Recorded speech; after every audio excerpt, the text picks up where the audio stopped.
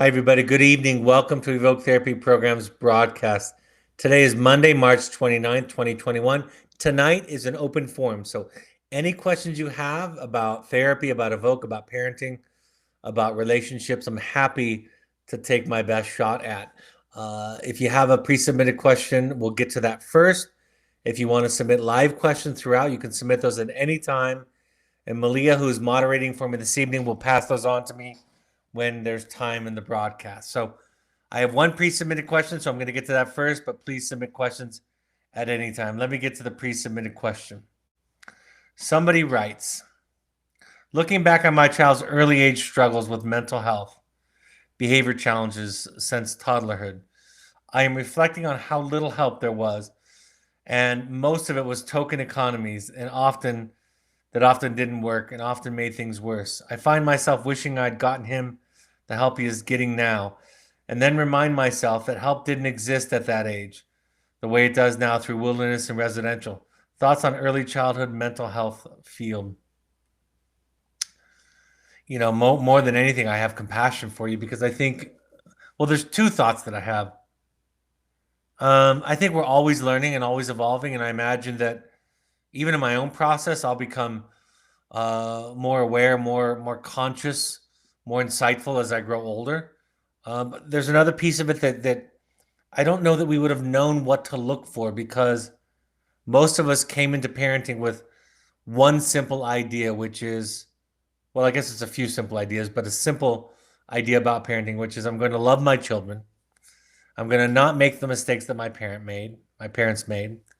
And then I'm going to tell my children, this is I think the most insidious one that most of us came into parenting with, which is I'm going to tell my child how I feel so that they'll know whether or not they're on track, they're doing the right thing or doing the wrong thing. And that third piece of most of our inclinations coming into parenting, that becomes the biggest problem. The second piece about not doing it worse than your parents or not making the same mistakes of your parents is what I found, which I'm sure all of you have found, is that we'll just find a way to make new mistakes. Or perhaps even worse than that, we'll compensate for our parents' mistake by erring on the other side of the equation, right? We'll swing the pendulum too far to the other side of things.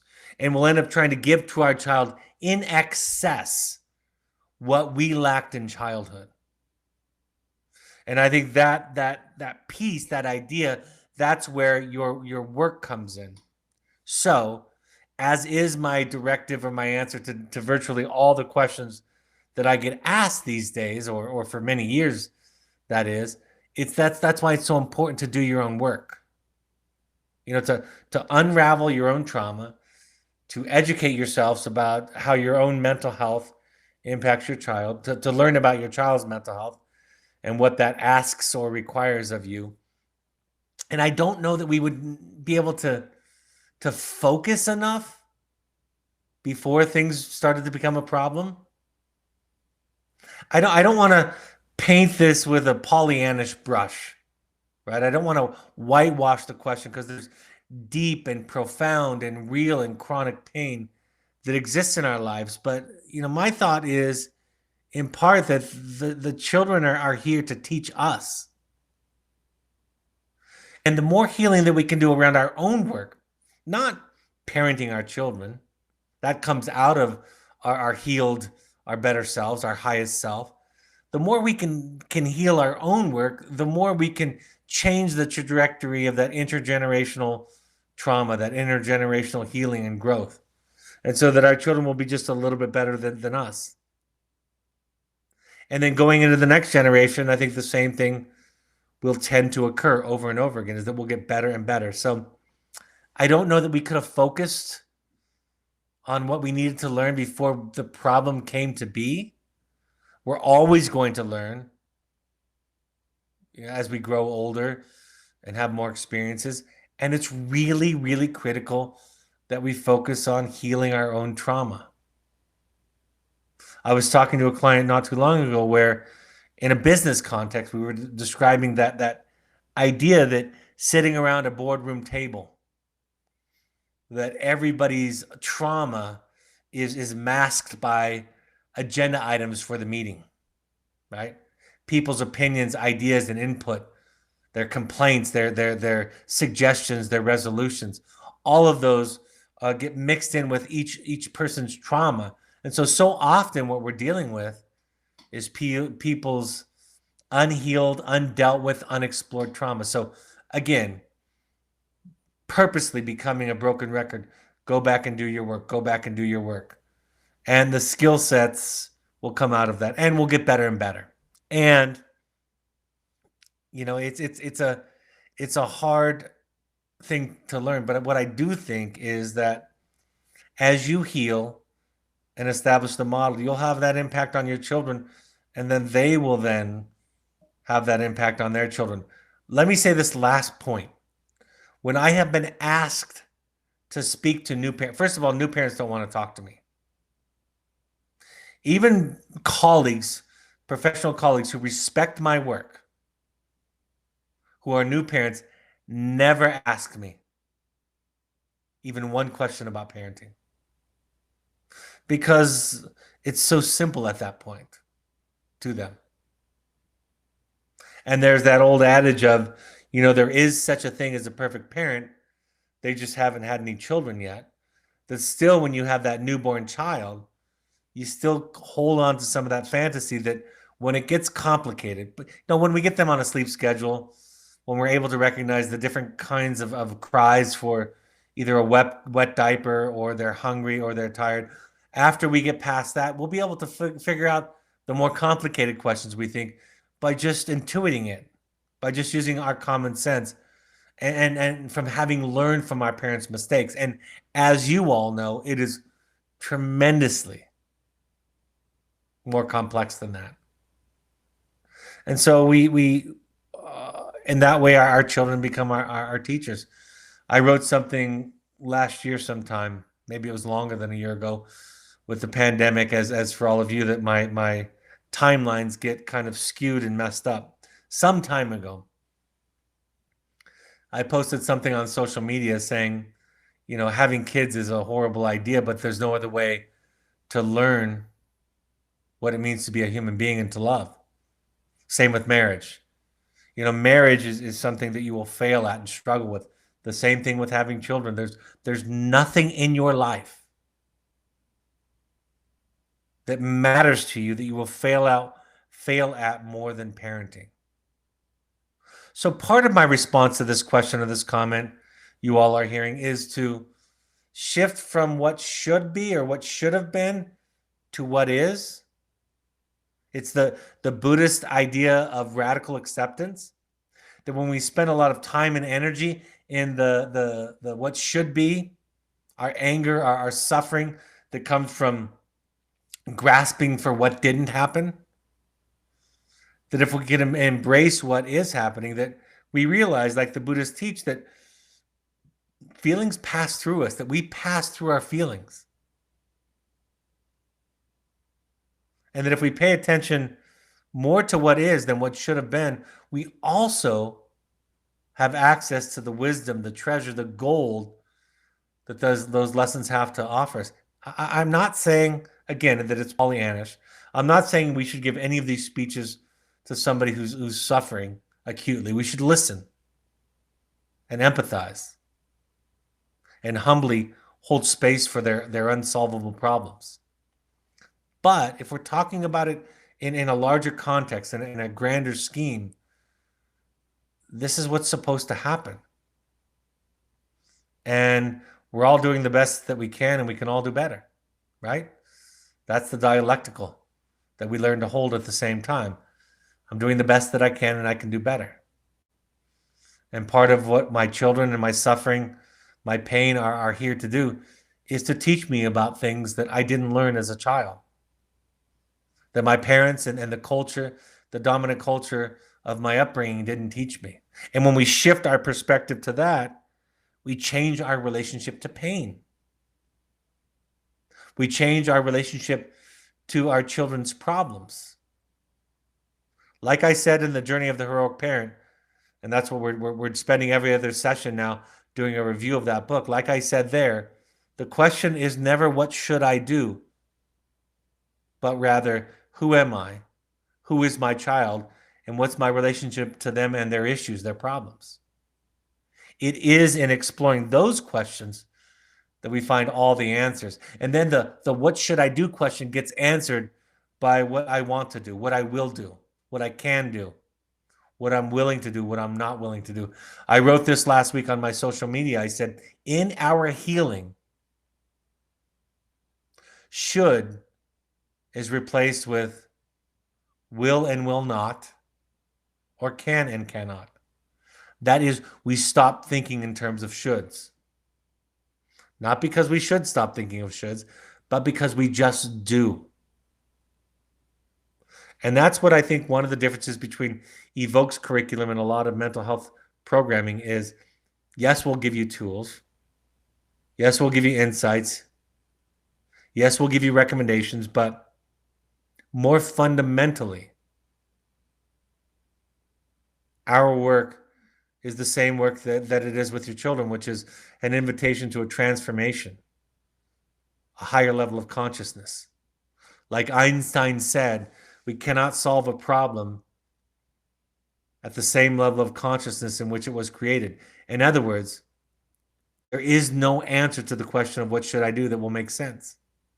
Somebody said to me not too long ago that somebody gave them some advice that had the word should in it.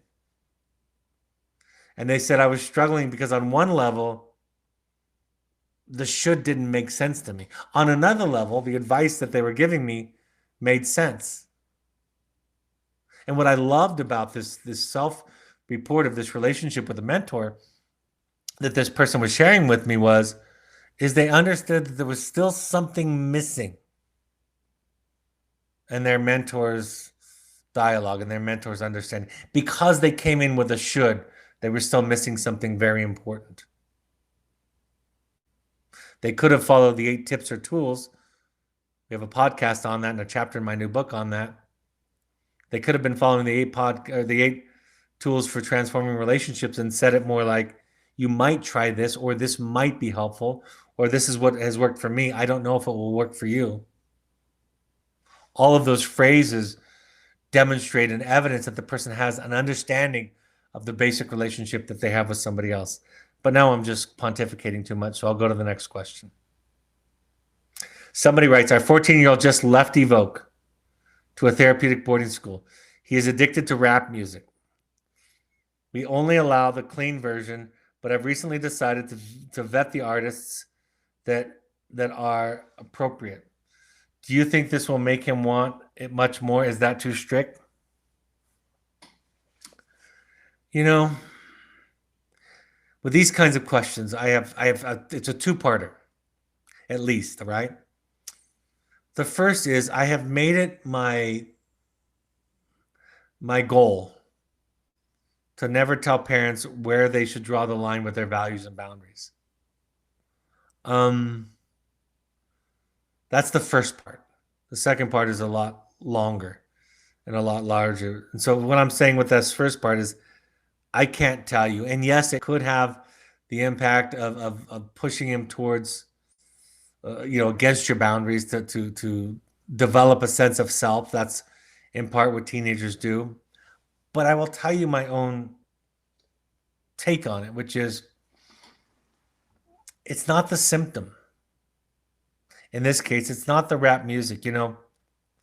Virtually every generation has listened to a music,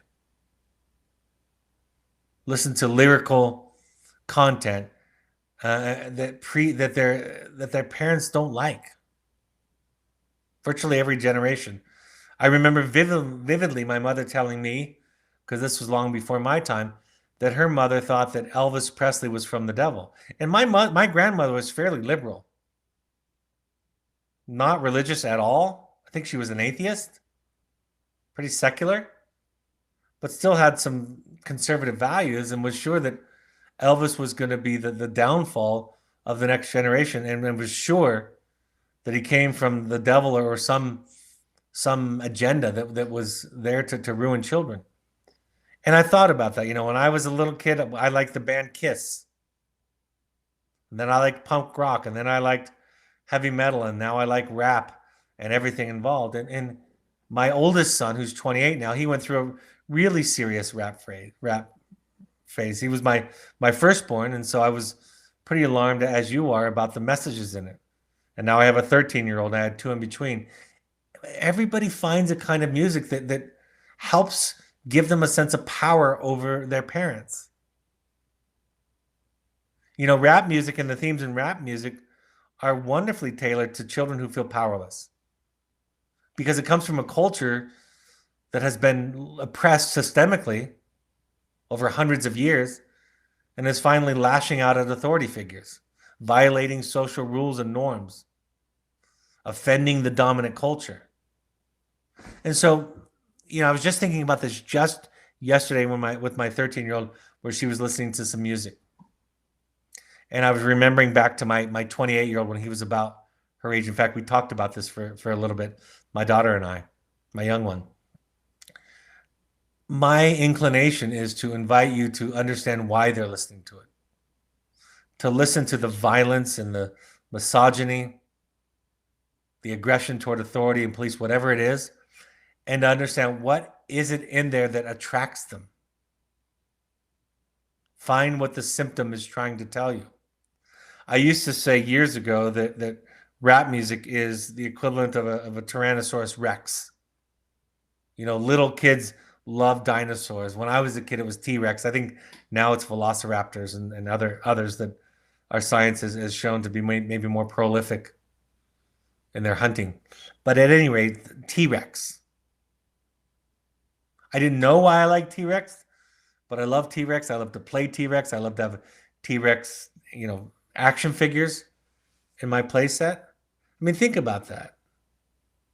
As a 5-year-old, I identified with the most ferocious predator, or at least one of them, that ever walked on planet Earth. Why would a 5-year-old be specifically attracted to that? And I'm not alone in my admiration for T-Rex. T-Rex is a favorite of young children. Predators, sharks. And I used to teach rap music is like a T-Rex. It's a child who feels powerless, hopeless, small, identifying with something that is angry and ferocious and large. So you can set your boundaries where you want. I can't dictate that. Your value system is yours, and it's not my job or any therapist's job to tell you where you should draw the line in your family, because that's up to you. But what I will tell you from a therapist's viewpoint is try to understand why they like it. And it will lose some of its charge for you and for them. I know my son now, who is 28 years old, who doesn't listen to that kind of music anymore. We talk about those formative years when he was identifying with Lil Wayne at the time, was one of his favorite artists. And we talk about sometimes he feels embarrassed about liking it. Sometimes he leans in to understand what it gave to him.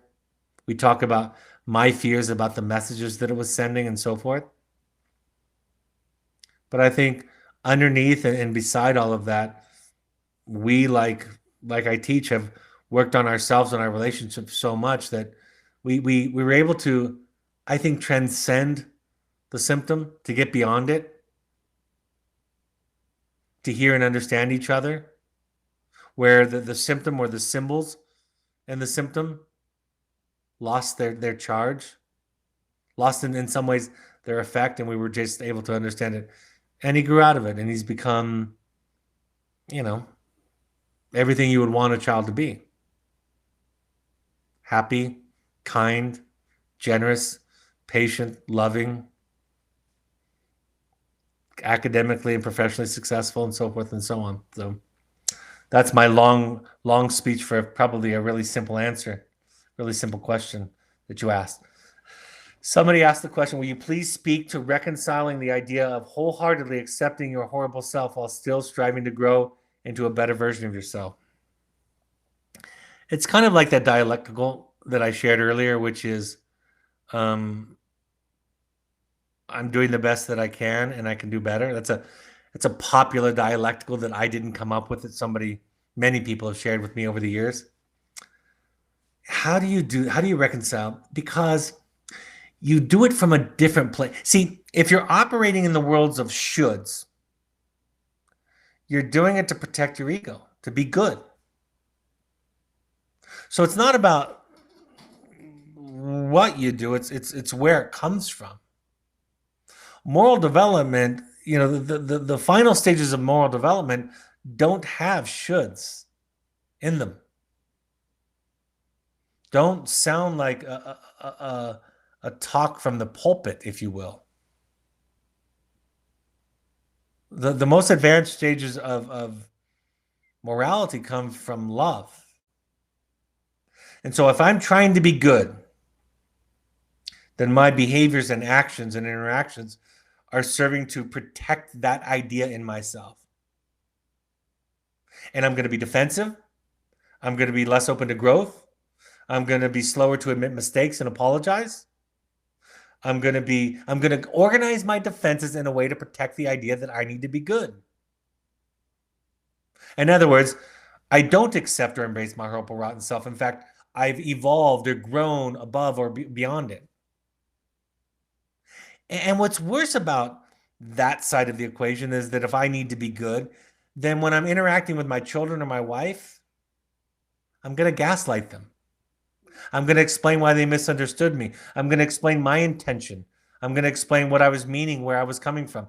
I'm going to need to tell a story, and I'm going to need to sell it to them and have them buy a story where I am good.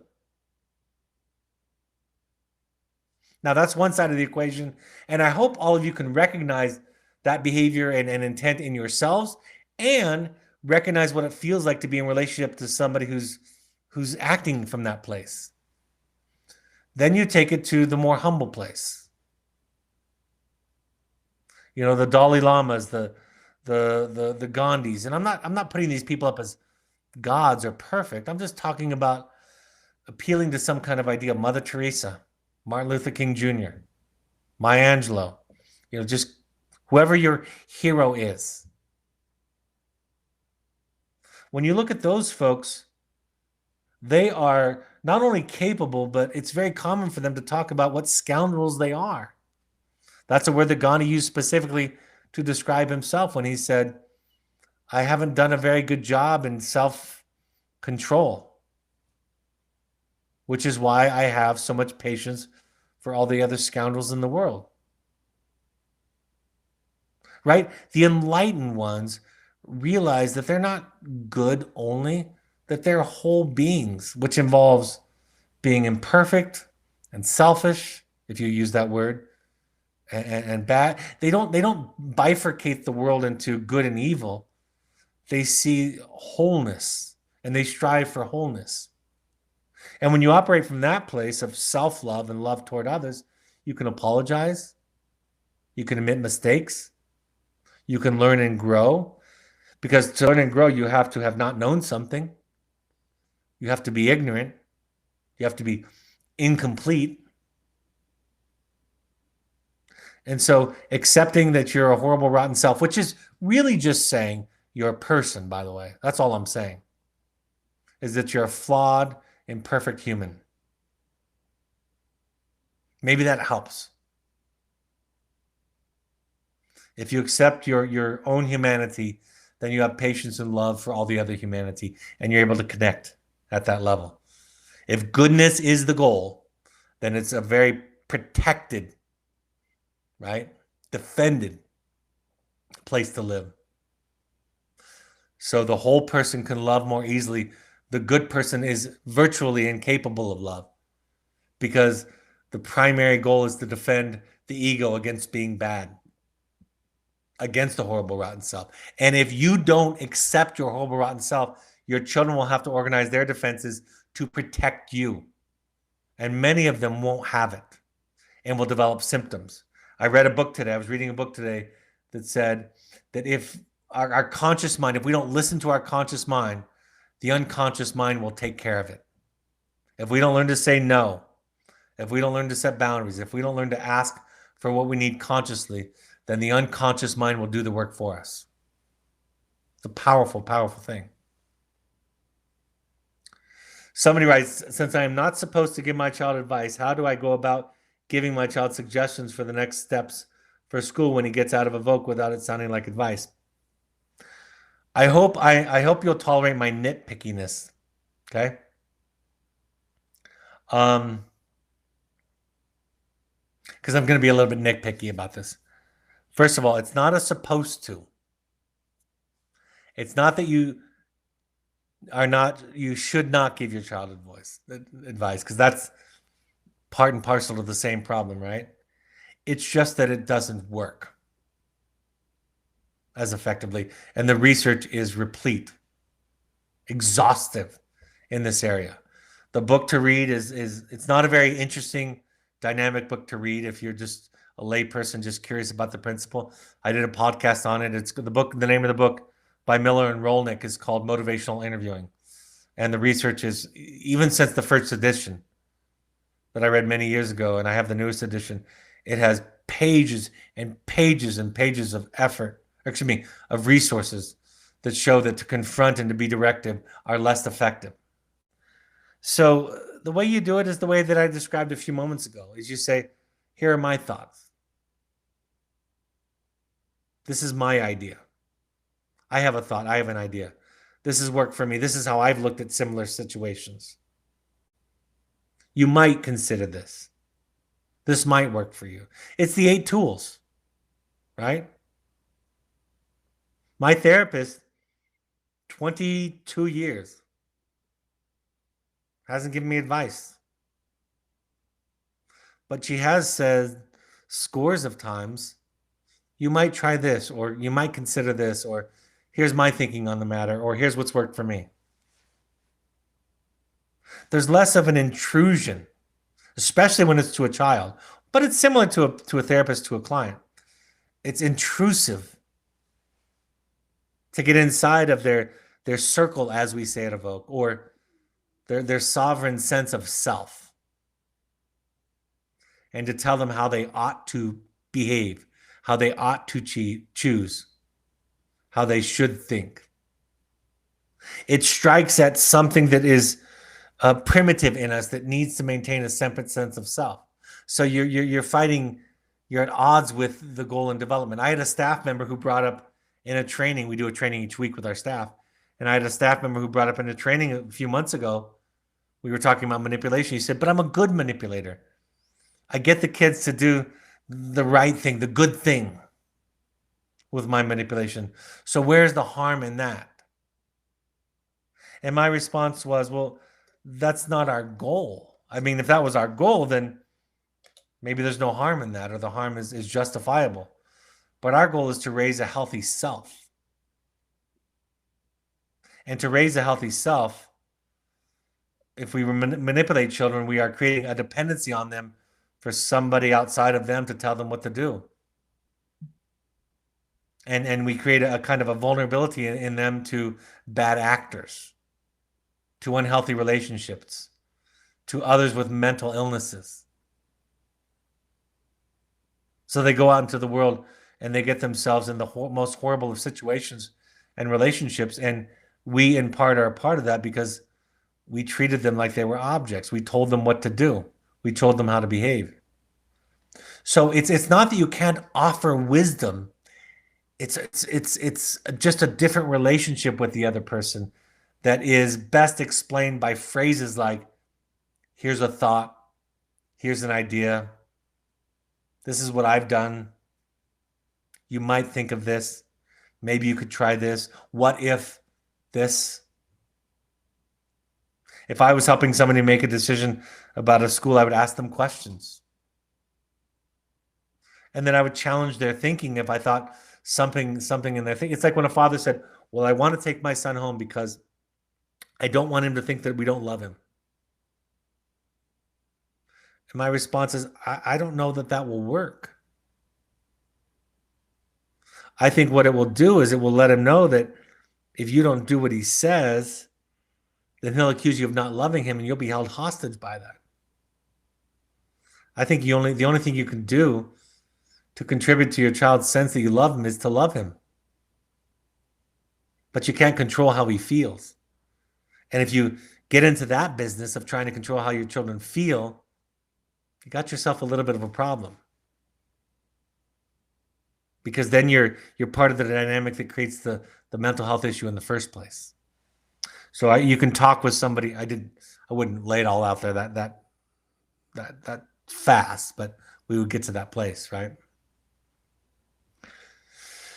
Somebody writes, in regards to family therapy, what are the high-level goals? When one parent is mentally ill and the therapy just doesn't click, their behavior negatively impacting their 16-year-old. Home therapist of other parent does not recommend family therapy due to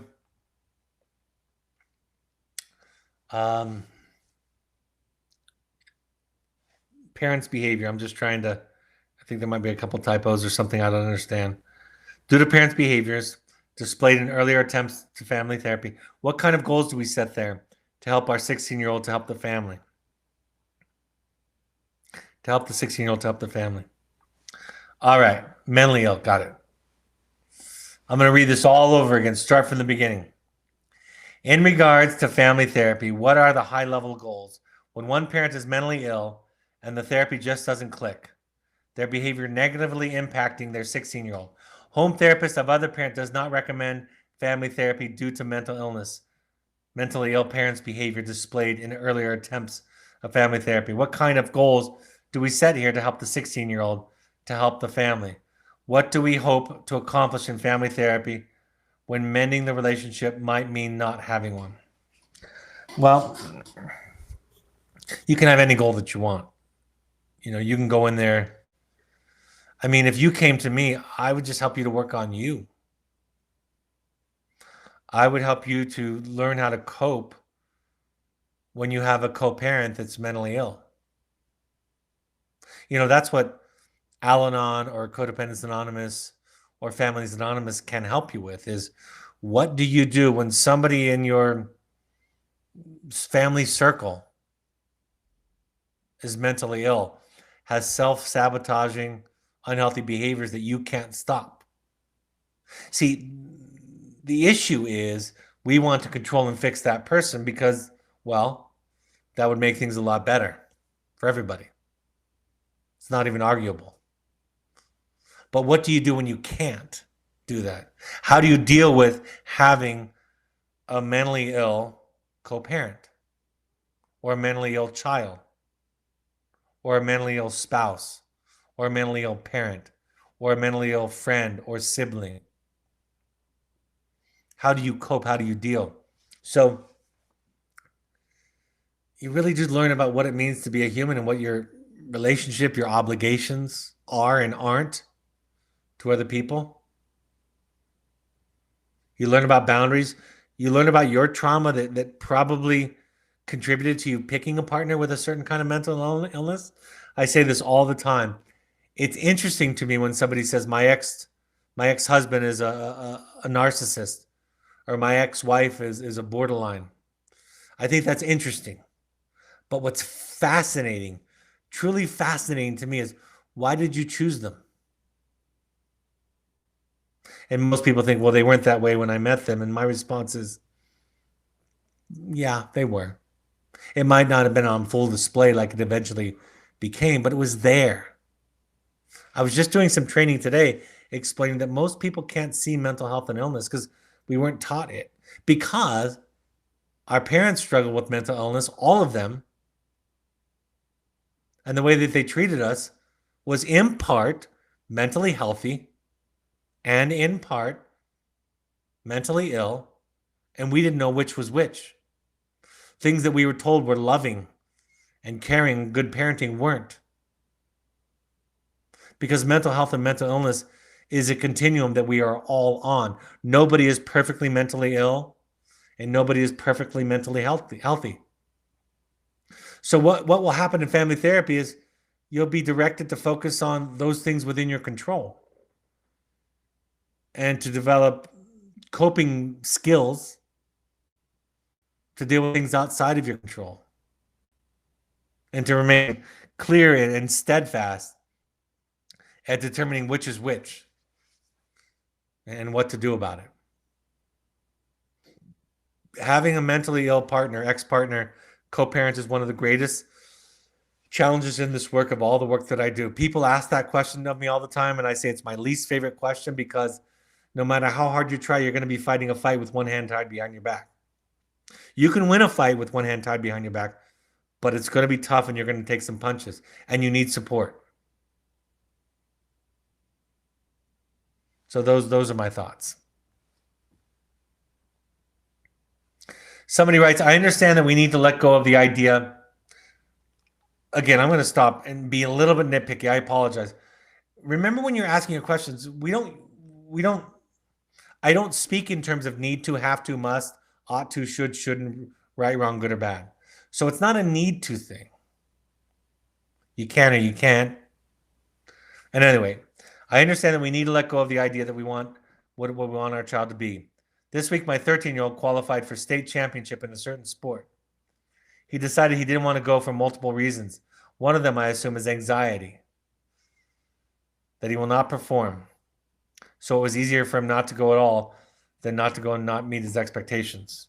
We supported him and encouraged him to be true to himself, but I was left thinking that we have missed an opportunity to educate him about sticking with a goal, dream he worked hard towards or for in the face of his fears. I guess my dilemma is support him to face his fears, like in wilderness, or support him to be who he wants to be and let him miss an opportunity, even if it's scary.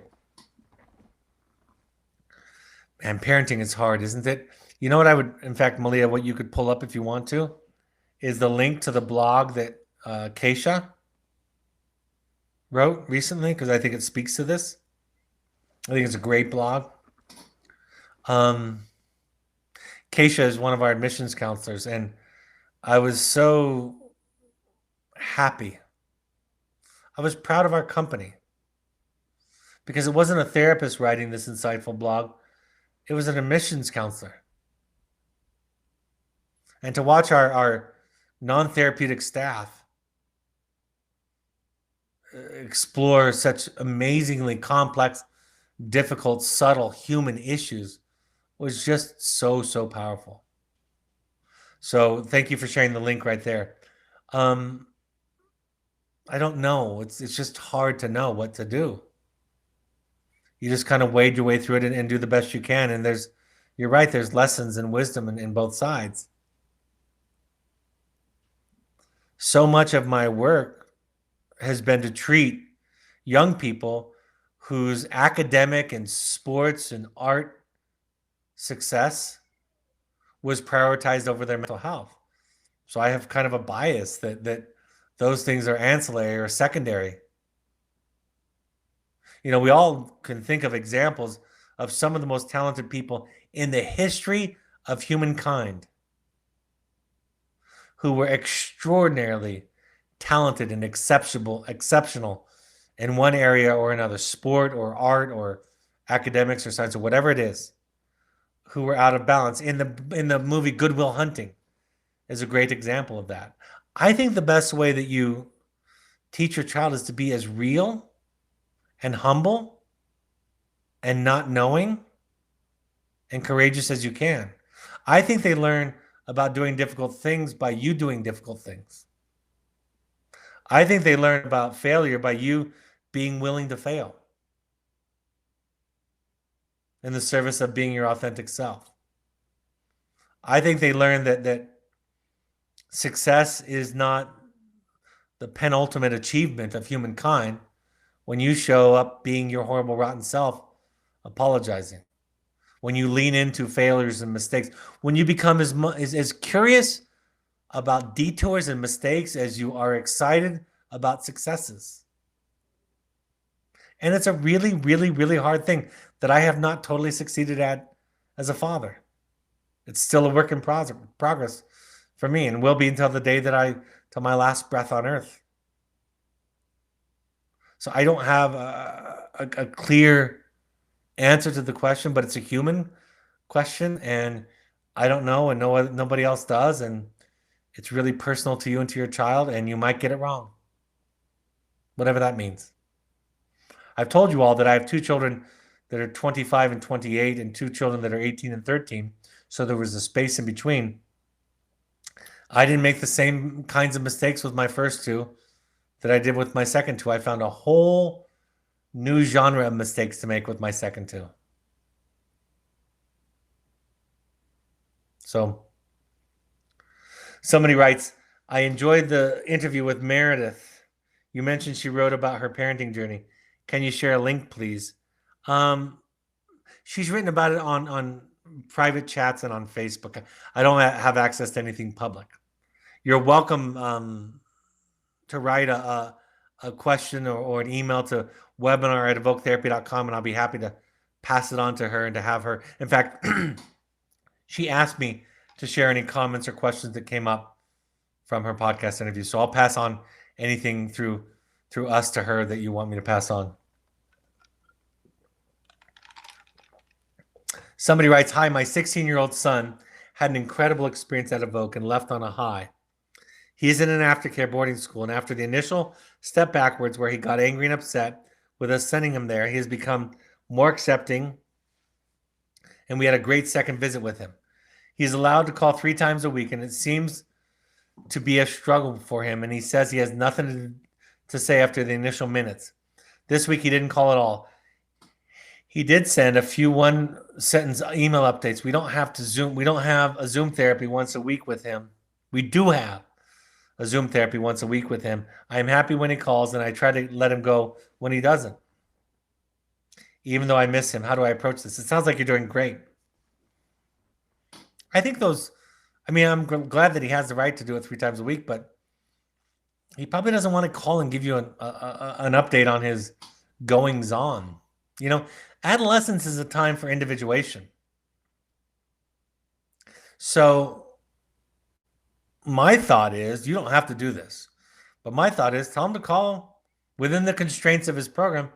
Tell him to call when he wants to and not call when he doesn't. And you'll send cards or letters or emails when you want to.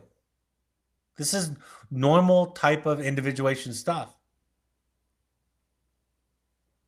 I feel the way about your son calling 3 times a week that I feel about Valentine's Day, frankly, or Mother's Day or Father's Day. It's this contrived moment when we're supposed to feel and think a certain way and then perform it. And life is it's just more mundane than that. I'd rather get a letter from one of my children, not on Father's Day, by far, than on Father's Day. I'd rather get a note from my wife sometime during the year, much more so than on Valentine's Day. Luckily, my family feel the same way about these things for the most part.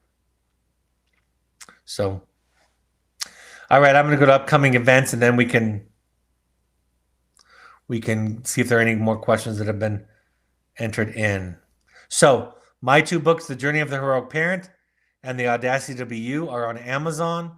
Also, the audiobook is out now on The Audacity to Be You. I recorded it per your requests.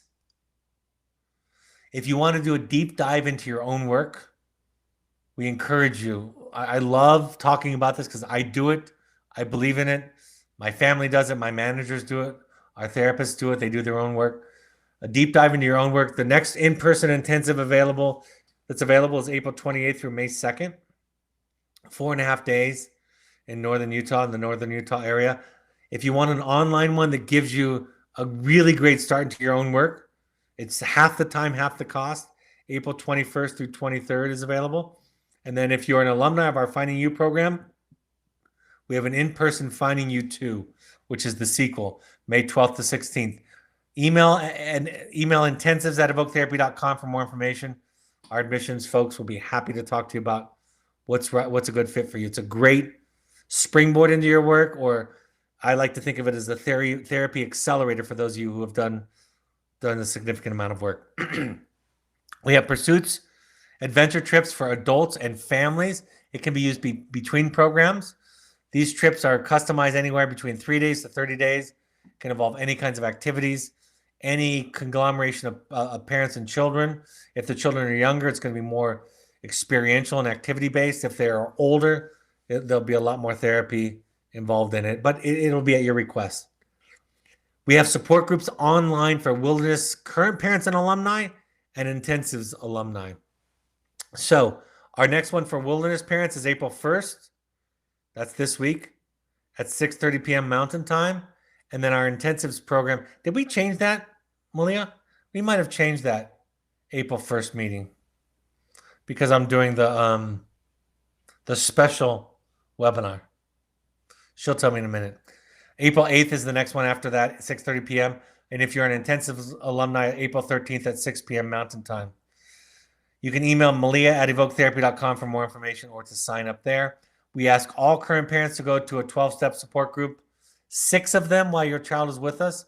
Any combination of Al-Anon, CODA, Families Anonymous, or adultchildren.org. You can also try out Refuge Recovery. Go to refugerecovery.org, or the National Alliance on Mental Illness offers classes and resources in your local area, in your local chapter. All of these broadcasts are available on your favorite podcast app. Just search Finding You, an Evoke Therapy podcast, or go to soundcloud.com and search the same thing. You can find us on Twitter and Instagram using the handle @EvokeTherapy, or on Instagram, you can also find @EvokeTherapy Intensives.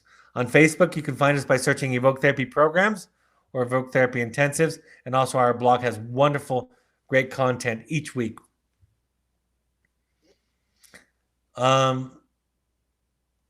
Tonight's webinar, of course, is on here, upcoming webinars. And then I have a special webinar where I am speaking to experts in the area of third culture kids. It's going to be a roundtable discussion. So if you're interested in that, you can tune in this April 1st. I think that's this Thursday at 6:30 p.m. Mountain Time. And Malia, did we change our parent support group this week? Did I lost Malia. So she can't comment. So I'll make her presenter again.